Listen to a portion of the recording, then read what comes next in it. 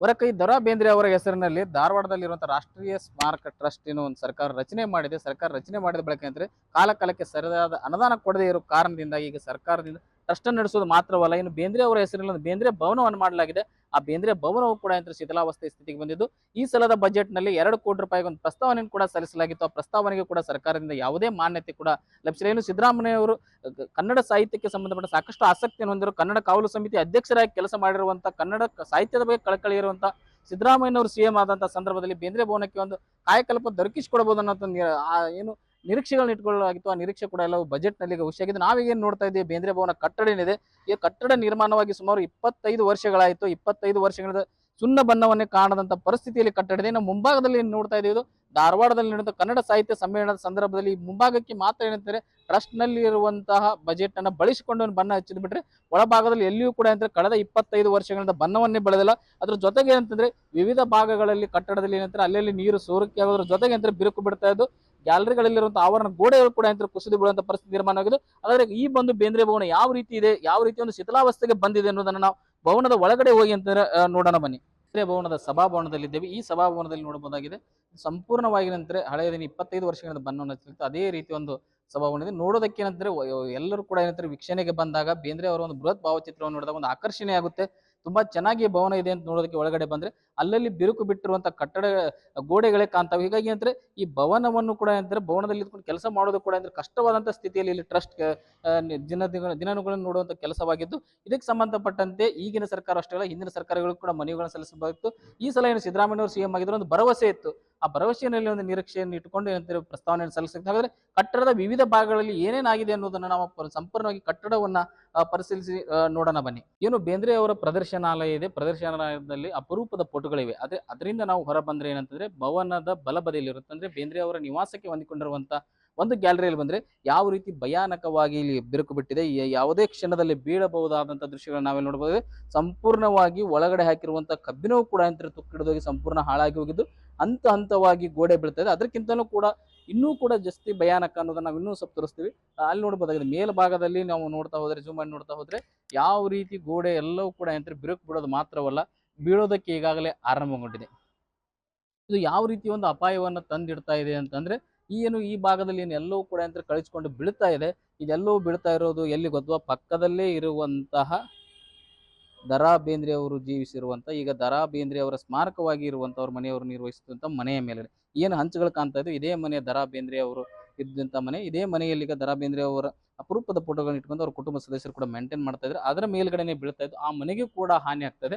ಇದೇ ರೀತಿ ನಾವು ಬೇರೆ ಬೇರೆ ಭಾಗಗಳಲ್ಲೂ ಭೇಟಿ ಕೊಟ್ಟಾಗ ಕೂಡ ಇದೇ ರೀತಿ ದೃಶ್ಯಗಳು ಕಾಣ್ತವೆ. ನಾವು ಅವುಗಳನ್ನು ಕೂಡ ನಿಮಗೆ ಈಗ ಒಂದು ತೋರಿಸುವಂತ ಒಂದು ಪ್ರಯತ್ನವನ್ನ ಮಾಡ್ತೀನಿ. ಬೇಂದ್ರೆ ಪ್ರದರ್ಶನಾಲಯದ ಬಲಬದಿಯಲ್ಲಿರುವಂತಹ ಗ್ಯಾಲರಿಯ ದುಸ್ಥಿತಿ ಆ ರೀತಿ ಆದ್ರೆ, ಇನ್ನು ಎಡಬದಿಯಲ್ಲಿರುವಂತಹ ಗ್ಯಾಲರಿ ಯಾವ ರೀತಿ ಅಂತ ನೋಡಕ್ ಹೋದ್ರೆ ಇಲ್ಲೂ ಕೂಡ ಭಯಾನಕವಾಗಿನೇ ಇದೆ. ನಾವು ನೋಡಬಹುದಾಗಿದೆ ಯಾವ ರೀತಿ ಸಂಪೂರ್ಣವಾಗಿ ಗೋಡೆನೆ ಏನಂತಂದ್ರೆ ಸಂಪೂರ್ಣವಾಗಿ ಬಿರುಕು ಬಿಟ್ಟು ಕಿತ್ಕೊಂಡು ಹೋಗ್ತಾ ಇದೆ. ಕಿತ್ಕೊಂಡು ಹೋಗಿ ನಂತರ ಪಕ್ಕದಲ್ಲಿರುವಂತಹ ರಸ್ತೆ ಕಡೆಗೆ ಅದು ವಾಲ್ತಾ ಇದೆ. ಇದೇನಾದ್ರೂ ವಾಲಿ ಬಿದ್ದರೆ ಪಕ್ಕದಲ್ಲಿರುವಂತಹ ಜನ ಓಡಾಟ ಇರುವಂತಹ ಶಾಲಾ ಮಕ್ಕಳು ಓಡಾಡುವಂತಹ ರಸ್ತೆ ಇದೆ, ಆ ರಸ್ತೆ ಮೇಲೆ ಬೀಳುವಂತ ಎಲ್ಲ ಅಪಾಯಗಳಿದೆ. ಈಗಾಗಲೇ ತುಂಡಾಗಿ ಸಿಮೆಂಟ್ ತುಕಡಿಗಳು ಕೂಡ ಈಗಾಗಲೇ ಬೀಳ್ತಾ ಇದಾವೆ. ಇದನ್ನ ಬೀಳ್ತಾ ಇರೋದನ್ನ ಹಿಡಿದು ಇಟ್ಕೊಳ್ಳೋದು ಹೇಗೆ ಅನ್ನೋದು ಕೂಡ ಒಂದು ಚಿಂತೆ ಕಾಡುತ್ತೆ. ಸಂಪೂರ್ಣವಾಗಿ ಏನಂತಂದ್ರೆ ಅನುದಾನದ ಕೊರತೆಯಿಂದಾಗಿ ಕಳೆದ 25 ವರ್ಷಗಳಿಂದ ನಿರ್ವಹಣೆ ಇಲ್ಲದಂತ ಪರಿಸ್ಥಿತಿ, ಸುಣ್ಣ ಬಣ್ಣವನ್ನು ಕೂಡ ಈ ಒಂದು ಕಟ್ಟಡ ಕಂಡಿಲ್ಲ ಅನ್ನೋದು ಒಂದು ಕಡೆ ಆದ್ರೆ, ಇಲ್ಲಿ ನೋಡಬಹುದಾಗಿದೆ ಯಾವ ರೀತಿ ಈಗಾಗಲೇ ಬಿಟ್ಕೊಂಡು ಬಿಟ್ಟಿದೆ. ಈಗ ಯಾವಾಗ ಇದು ಹೊರಳಿ ಆ ಕಡೆ ಬೀಳುತ್ತೆ ಅನ್ನೋದು ಕೂಡ ಗೊತ್ತಿಲ್ಲ. ಆ ರೀತಿ ಒಂದು ಭಯಾನಕವಾದ ಸ್ಥಿತಿಯಲ್ಲಿ ಬೇಂದ್ರೆ ಭವನ ಇದೆ. ಬೇಂದ್ರೆ ಭವನದ ಪ್ರತಿ ಗೋಡೆಯು ಕೂಡ ಬಿರುಕು ಬಿಟ್ಟುಕೊಂಡು ಇಂದಿಲ್ಲ ನಾಳೆ ಬೀಳುವ ಸ್ಥಿತಿಯಲ್ಲಿದ್ರು ಕೂಡ ಸರ್ಕಾರ ಮಾತ್ರ ಇವತ್ತಿನವರೆಗೂ ಕಣ್ತೆರೆದು ನೋಡ್ತಾ ಇಲ್ಲ. ಏನು ವಾರ್ಷಿಕ ಅನುದಾನ ಕೊಡುವುದರಲ್ಲಿ ಕೂಡ ಮೀನಮೇಷ ಎನಿಸುವಂತ ಸರ್ಕಾರ ವಿಶೇಷ ಅನುದಾನವನ್ನು ಕೊಡೋದಕ್ಕೂ ಕೂಡ ಯಾವುದೇ ಸರ್ಕಾರ ಬಂದರೂ ಕೂಡ ಕಾಳಜಿ ವಹಿಸ್ತಾ ಇಲ್ಲ. ಈ ಒಂದು ಬಜೆಟ್ ನಲ್ಲಿ ಏನಂತಂದ್ರೆ ಸುಮಾರು 2 ಕೋಟಿ ಒಂದು ಪ್ರಸ್ತಾವನೆಯನ್ನು ಕೂಡ ರಾಜ್ಯ ಸರ್ಕಾರಕ್ಕೆ ಸಲ್ಲಿಸಲಾಗಿತ್ತು. ಆದರೆ ಆ ಪ್ರಸ್ತಾವನೆಗೆ ಕೂಡ ಯಾವುದೇ ರೀತಿಯ ಒಂದು ಗೌರವವನ್ನು ಕೊಟ್ಟಿಲ್ಲ. ಪ್ರಸ್ತಾವನೆ ಬಗ್ಗೆ ಕೂಡ ಸರ್ಕಾರ ಕಾಳಜಿಯನ್ನು ತೋರಿಲ್ಲ. ಹೀಗಾದ್ರೆ ಹೇಗೆ ಅಂತ ಪ್ರಶ್ನೆ ಮಾಡ್ತಾ ಇದೆ. ಏನು ಕನ್ನಡ ಸಾಹಿತ್ಯಕ್ಕೆ ಬೇಂದ್ರೆ ಮತ್ತು ಕುವೆಂಪು 2 ಕಣ್ಣುಗಳಂತೆ ಭಾವಿಸ್ತಾರೆ, ಆದ್ರೆ ಕುವೆಂಪು ಪ್ರತಿಷ್ಠಾನಕ್ಕೆ ನೀಡುವಂತ ಒಂದು ಪ್ರಾತಿನಿಧ್ಯವನ್ನ ಬೇಂದ್ರೆ ಪ್ರತಿಷ್ಠಾನಕ್ಕೆ ಯಾಕೆ ನೀಡ್ತಾ ಇಲ್ಲ ಅನ್ನೋ ಪ್ರಶ್ನೆ ಈ ಭಾಗದ ಸಾಹಿತ್ಯಾಸಕ್ತರನ್ನ, ಬೇಂದ್ರೆ ಅಭಿಮಾನಿಗಳನ್ನ ಕಾಡ್ತಾ ಇದ್ದು, ಈಗ ಬೇಂದ್ರೆ ಅವರ ಒಂದು ಅಸ್ಮಿತೆಯ ಕೇಂದ್ರವಾಗಿರುವಂತಹ ಬೇಂದ್ರೆ ಅವರ ನೆನಪುಗಳನ್ನ ಮತ್ತು ಬೇಂದ್ರೆ ಅವರ ಸಾಹಿತ್ಯ ಸಾಧನೆಯನ್ನ ದಾಖಲಿಸಿಕೊಟ್ಟಿರುವಂತ ಒಂದು ಅಸ್ಮಿತೆಯ ದ್ಯೋತಕವಾಗಿರುವಂತಹ ಬೇಂದ್ರೆ ಭವನ ಕೂಡ ಕಳಿಸಿಕೊಂಡು ಬೀಳುವಂತ ಪರಿಸ್ಥಿತಿಯಲ್ಲಿದ್ರು ಕೂಡ ಸರ್ಕಾರ ಕಣ್ತೆರೆದು ನೋಡ್ತಾ ಇಲ್ಲ ಅನ್ನೋದು ದುರಂತವೇ ಸರಿ. ಡಿವಿಕಮ್ಮ, ರಿಪಬ್ಲಿಕ್ ಕನ್ನಡ, ಧಾರವಾಡ. ಹೊರಕೈ ದರಾ ಬೇಂದ್ರೆ ಅವರ ಹೆಸರಿನಲ್ಲಿ ಧಾರವಾಡದಲ್ಲಿರುವಂತಹ ರಾಷ್ಟ್ರೀಯ ಸ್ಮಾರಕ ಟ್ರಸ್ಟ್ ಏನೋ ಒಂದು ಸರ್ಕಾರ ರಚನೆ ಮಾಡಿದೆ. ಸರ್ಕಾರ ರಚನೆ ಮಾಡಿದ ಬಳಿಕ ಕಾಲಕ್ಕೆ ಸರಿಯಾದ ಅನುದಾನ ಕೊಡದೇ ಇರೋ ಕಾರಣದಿಂದ ಈಗ ಸರ್ಕಾರದಿಂದ ಟ್ರಸ್ಟ್ ನಡೆಸೋದು ಮಾತ್ರವಲ್ಲ, ಇನ್ನು ಬೇಂದ್ರೆ ಅವರ ಹೆಸರಿನಲ್ಲಿ ಒಂದು ಬೇಂದ್ರೆ ಭವನವನ್ನು ಮಾಡಲಾಗಿದೆ. ಆ ಬೇಂದ್ರೆ ಭವನವು ಕೂಡ ಶಿಥಿಲಾವಸ್ಥೆ ಸ್ಥಿತಿಗೆ ಬಂದಿದ್ದು, ಈ ಸಲದ ಬಜೆಟ್ ನಲ್ಲಿ 2 ಕೋಟಿ ರೂಪಾಯಿಗೆ ಒಂದು ಪ್ರಸ್ತಾವನೆಯನ್ನು ಕೂಡ ಸಲ್ಲಿಸಲಾಗಿತ್ತು. ಆ ಪ್ರಸ್ತಾವನೆಗೆ ಕೂಡ ಸರ್ಕಾರದಿಂದ ಯಾವುದೇ ಮಾನ್ಯತೆ ಕೂಡ ಲಭಿಸಿಲ್ಲ. ಇನ್ನು ಸಿದ್ದರಾಮಯ್ಯ ಅವರು ಕನ್ನಡ ಸಾಹಿತ್ಯಕ್ಕೆ ಸಂಬಂಧಪಟ್ಟ ಸಾಕಷ್ಟು ಆಸಕ್ತಿಯನ್ನು ಹೊಂದಿರುವ ಕನ್ನಡ ಕಾವಲು ಸಮಿತಿ ಅಧ್ಯಕ್ಷರಾಗಿ ಕೆಲಸ ಮಾಡಿರುವಂತಹ, ಕನ್ನಡ ಸಾಹಿತ್ಯದ ಬಗ್ಗೆ ಕಳಕಳಿ ಇರುವಂತಹ ಸಿದ್ದರಾಮಯ್ಯನವರು ಸಿಎಂ ಆದಂತಹ ಸಂದರ್ಭದಲ್ಲಿ ಬೇಂದ್ರೆ ಭವನಕ್ಕೆ ಒಂದು ಕಾಯಕಲ್ಪ ದೊರಕಿಸಿಕೊಡಬಹುದು ಅನ್ನೋ ಏನು ನಿರೀಕ್ಷೆಗಳನ್ನ ಇಟ್ಕೊಳ್ಳಲಾಗಿತ್ತು. ಆ ನಿರೀಕ್ಷೆ ಕೂಡ ಎಲ್ಲವೂ ಬಜೆಟ್ ನಲ್ಲಿ ಹುಷಿಯಾಗಿದೆ. ನಾವೀಗೇನು ನೋಡ್ತಾ ಇದ್ದೀವಿ, ಬೇಂದ್ರೆ ಭವನ ಕಟ್ಟಡ ಏನಿದೆ, ಈ ಕಟ್ಟಡ ನಿರ್ಮಾಣವಾಗಿ ಸುಮಾರು 25 ವರ್ಷಗಳಾಯಿತು. 25 ವರ್ಷಗಳಿಂದ ಸುಣ್ಣ ಬಣ್ಣವನ್ನೇ ಕಾಣದಂತ ಪರಿಸ್ಥಿತಿಯಲ್ಲಿ ಕಟ್ಟಡ ಇದೆ. ಇನ್ನು ಮುಂಭಾಗದಲ್ಲಿ ನೋಡ್ತಾ ಇದ್ದೀವಿ, ಧಾರವಾಡದಲ್ಲಿ ನಡೆದ ಕನ್ನಡ ಸಾಹಿತ್ಯ ಸಮ್ಮೇಳನದ ಸಂದರ್ಭದಲ್ಲಿ ಮುಂಭಾಗಕ್ಕೆ ಮಾತ್ರ ಏನಂತಾರೆ, ಟ್ರಸ್ಟ್ ನಲ್ಲಿ ಇರುವಂತಹ ಬಜೆಟ್ ಅನ್ನ ಬಳಸಿಕೊಂಡು ಬಣ್ಣ ಹಚ್ಚಿದ್ ಬಿಟ್ರೆ ಒಳಭಾಗದಲ್ಲಿ ಎಲ್ಲಿಯೂ ಕೂಡ ಕಳೆದ 25 ವರ್ಷಗಳಿಂದ ಬಣ್ಣವನ್ನೇ ಬೆಳೆದಿಲ್ಲ. ಅದ್ರ ಜೊತೆಗೆ ಏನಂತಂದ್ರೆ ವಿವಿಧ ಭಾಗಗಳಲ್ಲಿ ಕಟ್ಟಡದಲ್ಲಿ ಏನಂತಾರೆ ಅಲ್ಲೆಲ್ಲಿ ನೀರು ಸೋರಿಕೆ ಆಗೋದ್ರ ಜೊತೆಗೆ ಬಿರುಕು ಬಿಡ್ತಾ ಇದ್ದು, ಗ್ಯಾಲರಿಗಳಲ್ಲಿರುವಂತಹ ಆವರಣ ಗೋಡೆಗಳು ಕೂಡ ಕುಸಿದು ಬೀಳುವಂತ ಪರಿಸ್ಥಿತಿ ನಿರ್ಮಾಣ ಆಗಿದೆ. ಹಾಗಾದ್ರೆ ಈ ಒಂದು ಬೇಂದ್ರೆ ಭವನ ಯಾವ ರೀತಿ ಇದೆ, ಯಾವ ರೀತಿ ಒಂದು ಶಿಥಿಲಾವಸ್ಥೆಗೆ ಬಂದಿದೆ ಅನ್ನೋದನ್ನ ನಾವು ಭವನದ ಒಳಗಡೆ ಹೋಗಿ ನೋಡೋಣ ಬನ್ನಿ. ಬೇಂದ್ರೆ ಭವನದ ಸಭಾಭವನದಲ್ಲಿದ್ದೇವೆ. ಈ ಸಭಾಭವನದಲ್ಲಿ ನೋಡಬಹುದಾಗಿದೆ, ಸಂಪೂರ್ಣವಾಗಿ ನಂತರ ಹಳೆಯದಿನ 25 ವರ್ಷಗಳಿಂದ ಬಣ್ಣವನ್ನು ಹಚ್ಚಲಿತ್ತು. ಅದೇ ರೀತಿ ಒಂದು ಸಭಾಭವನ ಇದೆ. ನೋಡೋದಕ್ಕೆ ಏನಂದ್ರೆ ಎಲ್ಲರೂ ಕೂಡ ವೀಕ್ಷಣೆಗೆ ಬಂದಾಗ ಬೇಂದ್ರೆ ಅವರ ಒಂದು ಬೃಹತ್ ಭಾವಚಿತ್ರವನ್ನು ನೋಡಿದಾಗ ಒಂದು ಆಕರ್ಷಣೆ ಆಗುತ್ತೆ.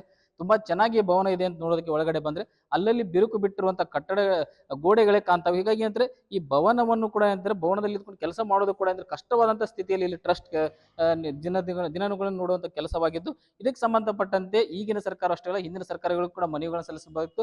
ಈ ಸಲ ಏನು ಸಿದ್ದರಾಮಯ್ಯ ಅವರು ಸಿಎಂ ಆಗಿದ್ರು ಒಂದು ಭರವಸೆ ಇತ್ತು. ಆ ಭರವಸೆಯಲ್ಲಿ ಒಂದು ನಿರೀಕ್ಷೆಯನ್ನು ಇಟ್ಟುಕೊಂಡು ಪ್ರಸ್ತಾವನೆಯನ್ನು ಸಲ್ಲಿಸಿದ್ರು. ಹಾಗಾದ್ರೆ ಕಟ್ಟಡದ ವಿವಿಧ ಭಾಗಗಳಲ್ಲಿ ಏನೇನಾಗಿದೆ ಅನ್ನೋದನ್ನ ನಾವು ಸಂಪೂರ್ಣವಾಗಿ ಕಟ್ಟಡವನ್ನ ಪರಿಶೀಲಿಸಿ ನೋಡೋಣ ಬನ್ನಿ. ಏನು ಬೇಂದ್ರೆ ಅವರ ಪ್ರದರ್ಶನಾಲಯ ಇದೆ, ಪ್ರದರ್ಶನಾಲಯದಲ್ಲಿ ಅಪರೂಪದ ಫೋಟೋಗಳಿವೆ.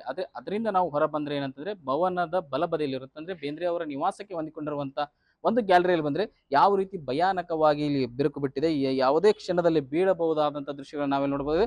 ಸಂಪೂರ್ಣವಾಗಿ ಒಳಗಡೆ ಹಾಕಿರುವಂತಹ ಕಬ್ಬಿಣವು ಕೂಡ ತುಕ್ಕಿಡಿದೋಗಿ ಸಂಪೂರ್ಣ ಹಾಳಾಗಿ ಹೋಗಿದ್ದು, ಹಂತವಾಗಿ ಗೋಡೆ ಬೀಳ್ತಾ ಇದೆ. ಅದಕ್ಕಿಂತಲೂ ಕೂಡ ಇನ್ನೂ ಕೂಡ ಜಾಸ್ತಿ ಭಯಾನಕ ಅನ್ನೋದನ್ನ ನಾವು ಇನ್ನೂ ಸ್ವಲ್ಪ ತೋರಿಸ್ತೀವಿ.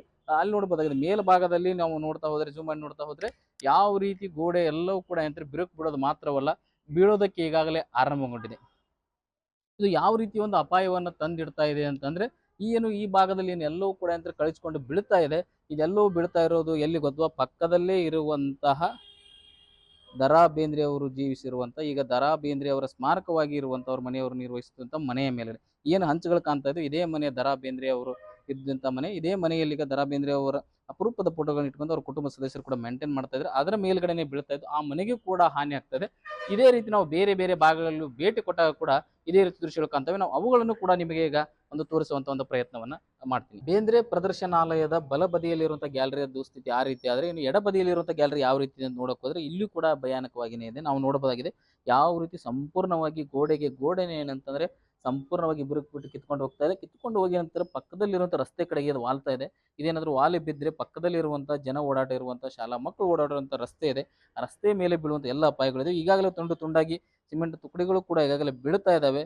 ಇದನ್ನ ಬೀಳ್ತಾ ಇರೋದನ್ನ ಹಿಡಿದು ಇಟ್ಕೊಳ್ಳೋದು ಹೇಗೆ ಅನ್ನೋದು ಕೂಡ ಒಂದು ಚಿಂತೆ ಕಾಡುತ್ತೆ. ಸಂಪೂರ್ಣವಾಗಿ ಏನಂತಂದ್ರೆ ಅನುದಾನದ ಕೊರತೆಯಿಂದಾಗಿ ಕಳೆದ 25 ವರ್ಷಗಳಿಂದ ನಿರ್ವಹಣೆ ಇಲ್ಲದಂತ ಪರಿಸ್ಥಿತಿ, ಸುಣ್ಣ ಬಣ್ಣವನ್ನು ಕೂಡ ಈ ಒಂದು ಕಟ್ಟಡ ಕಂಡಿಲ್ಲ ಅನ್ನೋದು ಒಂದು ಕಡೆ ಆದ್ರೆ, ಇಲ್ಲಿ ನೋಡಬಹುದಾಗಿದೆ ಯಾವ ರೀತಿ ಈಗಾಗಲೇ ಬಿಟ್ಕೊಂಡು ಬಿಟ್ಟಿದೆ. ಈಗ ಯಾವಾಗ ಇದು ಹೊರಳಿ ಆ ಕಡೆ ಬೀಳುತ್ತೆ ಅನ್ನೋದು ಕೂಡ ಗೊತ್ತಿಲ್ಲ. ಆ ರೀತಿ ಒಂದು ಭಯಾನಕವಾದ ಸ್ಥಿತಿಯಲ್ಲಿ ಬೇಂದ್ರೆ ಭವನ ಇದೆ. ಬೇಂದ್ರೆ ಭವನದ ಪ್ರತಿ ಗೋಡೆಯು ಕೂಡ ಅಂತಂದ್ರೆ ಬಿರುಕು ಬಿಟ್ಟುಕೊಂಡು ಇಂದಿಲ್ಲ ನಾಳೆ ಬೀಳುವ ಸ್ಥಿತಿಯಲ್ಲಿದ್ರು ಕೂಡ ಅಂತಾರೆ.